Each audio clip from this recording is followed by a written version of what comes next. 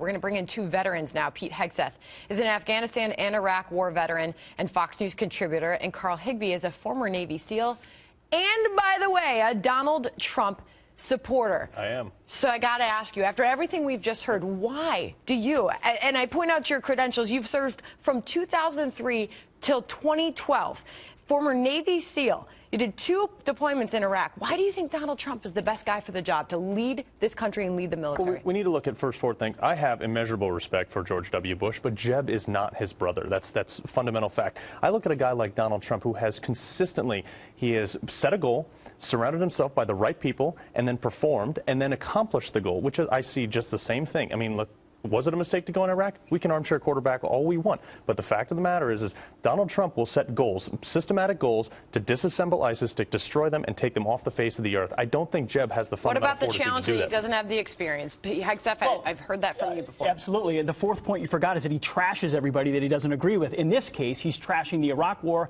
and the veterans alongside it who fought valiantly for it, using talking points from MoveOn.org and Nancy Pelosi and Harry Reid, when you and I both know, having served there, that in the Iraq surge, we turned that war around, won the war, handed it to Barack Obama, and he failed and left it to fall to ISIS. And then Donald Trump has the audacity at a Republican event to stand up and say, it's George W. Bush's fault that 9/11 happened. Iraq war is a disaster because of him. Every veteran of Iraq should be offended by that statement. I don't know why vets keep backing him on those statements when he just throws it out there. I back him because I think he's going to take the lawyers off the battlefield. And look, I have a lot of candidates have said that, by the way. And I have, well, Donald Trump is the only one I believe will do it. And I have a lot of respect for George W. Bush, but his hearts and mind mission was not conducive to winning the war. I don't think that we were winning the war. The surge won the war. In fact, Joe Biden said in 2011, this war is won. We can leave. It's going to be a success for the Obama administration. Why isn't Donald Trump talking about that? Why is he litigating 9/11 and the Iraq war, shooting inside the tent at this Republican debate? It's not helpful. So, Pete, let's go back to the fact that Karl Rove was just refuting these claims that Donald Trump says that he was raising a red flag, saying we shouldn't do this in 2003 and 2004.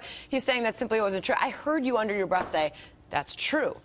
You are a big believer that Donald Trump is waving, saying he was saying this is a bad idea, but he never did. In his book in 2000, he talked about how he believed that they probably had nuclear weapons, weapons of mass destruction, and eventually someone's going to have to do something about it. There's no public utterance he ever made against the war in Iraq so a year after he started talking about how he thought it was a bad idea, and that's fine. A lot of people shared that perspective. There's a lot of sunshine patriots. When it's tough, if you stick with it, you can have a good outcome, and that's what happened in So Iraq. are you unique in that you are a war veteran and you support Donald Trump, or are there others in the military community that you speak with that support him as well? An overwhelming number of my friends support Donald Trump. I think what they see is they see a conviction behind a man. You saw W speak today with Jeb, and it was 2 completely different people.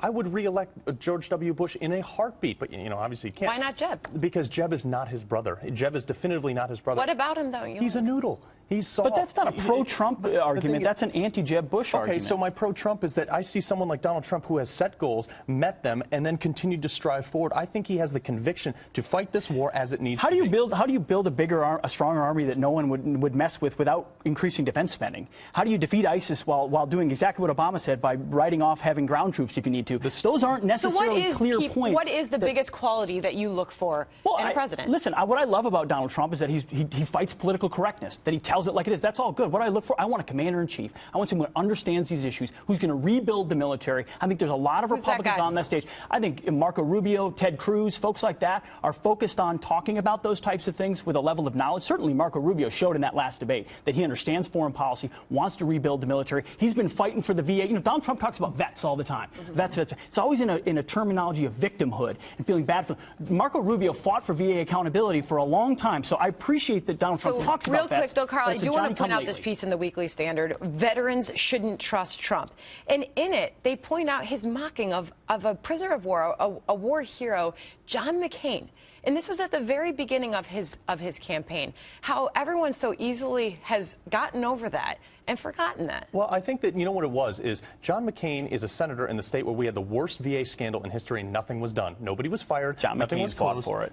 I was there. I worked on that. He fought for it. Nothing was done, the bottom line. Okay, you call it a talking point, whatever you want. Nothing got done. Nobody got fired. You've been on TV yourself saying that. And to one more point also, the people who think that the military is not as strong as it was are wrong. They're absolutely wrong. And the fact of the matter is the U.S. military is strong because of the people that are in it right now. Like this guy, absolutely. To Pete's point, we are strong because the people who are in it. You can downsize us 10%, whatever. We are still just as strong as we were. What does a U.S. military look like under Donald Trump as president? I think we see ISIS gone in 2 years. We put 250,000 boots on the ground. I know people that's not a popular comment. We do what's necessary. We set the thresholds to say, if you do this, we will do this. And then we follow through. The red line in the sand that Obama failed at, Donald Trump will not fail at that. He will set the red line, he will meet those criteria, and he will destroy ISIS. I think there's a lot of Republicans on the stage that would say that and would set those lines as well. All right. Thank you to both of you, Carl and Pete. Great to have both of you, and thank you for your service, as always.